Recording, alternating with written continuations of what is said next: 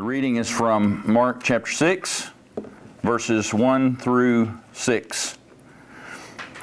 Jesus left there and went to his hometown, accompanied by his disciples. When the Sabbath came, he began to teach in the synagogue, and many who heard him were amazed. "Where did this man get these things?" they asked. "What's this wisdom that's been given him that he even does miracles? Isn't this the carpenter? Isn't this Mary's son, and the brother of James, Joseph, Judas, and Simon? Aren't his sisters here with us?" And they took offense at him. Jesus said to them, "Only in his hometown, among his relatives and his own house, is a prophet without honor." He could not do any miracles there except lay his hands on a few sick people and heal them. And he was amazed at their lack of faith.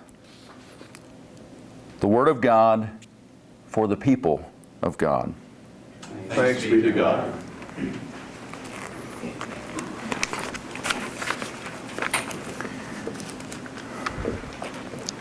Well, I come to you somewhat in fear and trembling today. Ever since Todd let me know that the text for my visit this time would be somewhere out of Mark, specifically out of Mark 6, fear and trembling knowing that Dr. Peterson had just exposited all of the Gospel of Mark in the span in which he did so in the sermon seminar.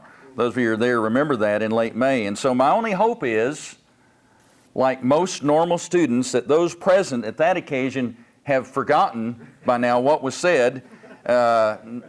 Sorry, Jeff, no offense.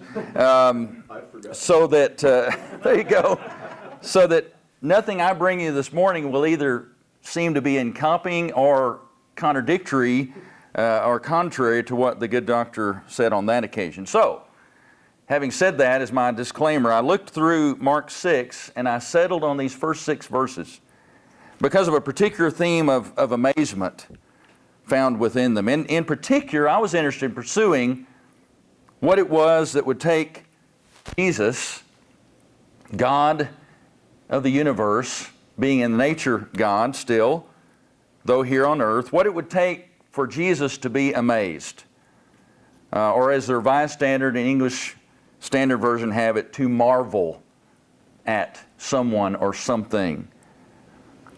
Perhaps you know it already, where I'm going with this, but there are only 2 occasions in all the New Testament in which we find Jesus to have marveled at something or someone or been amazed. 2 occasions recorded in 3 verses. Matthew 8:10, this one in Mark 6:6, and then in Luke 7, verse 9. And what makes those 2 occasions for amazement in Jesus stand out so sharply one from another is obviously the polar opposite of reasons for Jesus' response in each case. On the one hand, here in Mark 6, there's this crushing disappointment that Jesus experiences in the rejection of his own people, his own home community. And I'm led to understand that, in fact, that's more of the sense of the word used for amazed here in Jesus' reaction. It's a crushing disappointment that he has because of his experience from his home folks, because of their stubborn lack of belief in him. While on the other hand, the Matthew 8 and Luke 7 texts tell the opposite story of Jesus' astonishment at the unbelievable faith of an outsider, even a Roman centurion no less, who humbly throws himself at Jesus, fully aware of his authority and power. Obviously, someone who has and wields authority and power is going to recognize that in Jesus. Even if he's not, depending on how you take the account, whether he's there face to face with Jesus or whether he sends emissaries. The point is he understands and recognizes Jesus' authority. While he is cautiously hopeful and confident that Jesus has compassionate willingness to do what he asks of him. He knows he's able. His only little bit of questioning in his mind is he willing?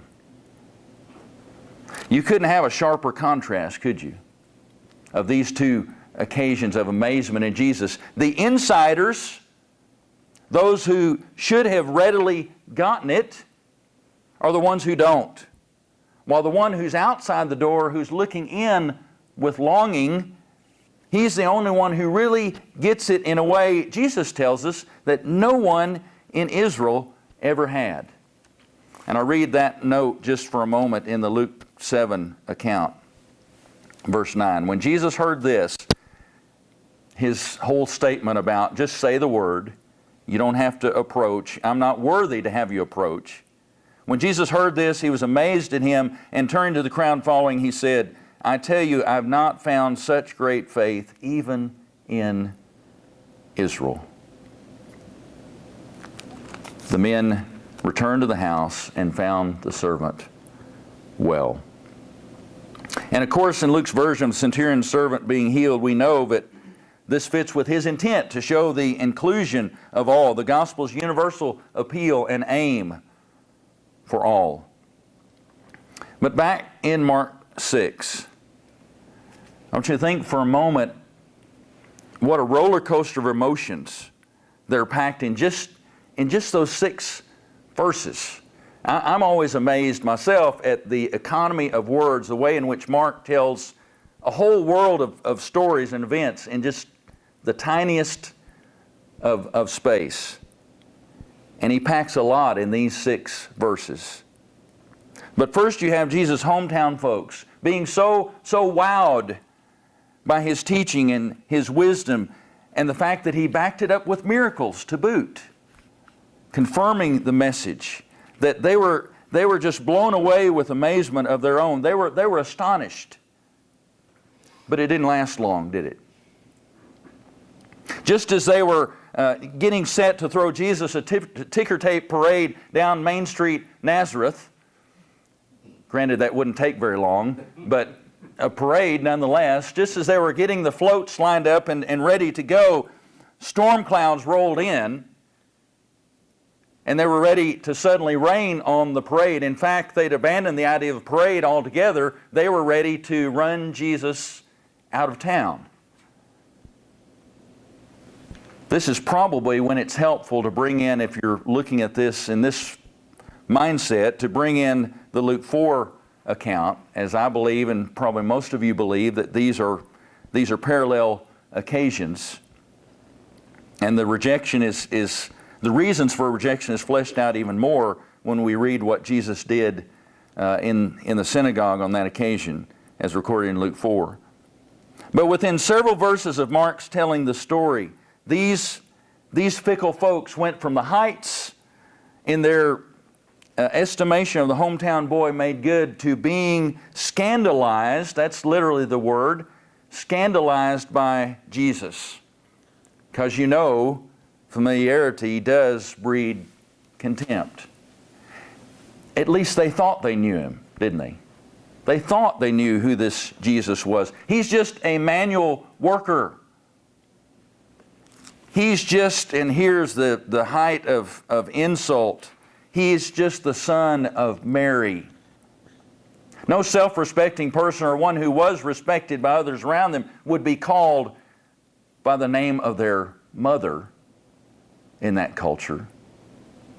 Obviously hinting at the thought of illegitimacy here. And so quickly the tide has completely turned, leading to Jesus' reaction in verse 6. And he was amazed. He was astonished at their lack of faith. Well, that leaves only one more thing to note in our comparison of the only 2 times that Jesus expressed this emotion, this sentiment, this amazement.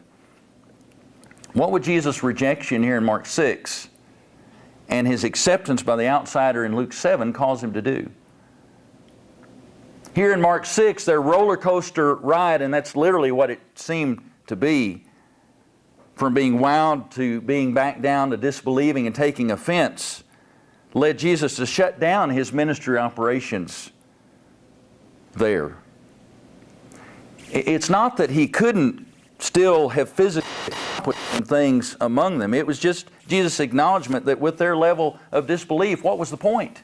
It was pointless for him to press his case. He had told his own men that in the case of hardness of hearts, it was absurd to cast pearls before swine in Matthew 7, verse 6.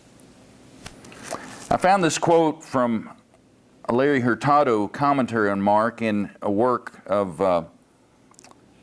Rubel Shelley's, and I thought it was very fitting, so I've compressed it here to read a bit of this for you. He says, regarding the context of this story, the absence of faith hinders the manifestation of God's saving power.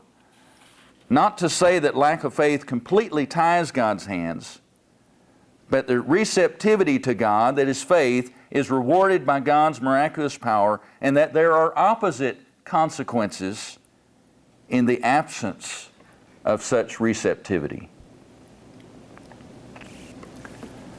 On the other hand, in the parallel accounts in Matthew 8 and Luke 7 of Jesus being blown away with astonishment at the authentic, the humble faith of the centurion, we see the opposite.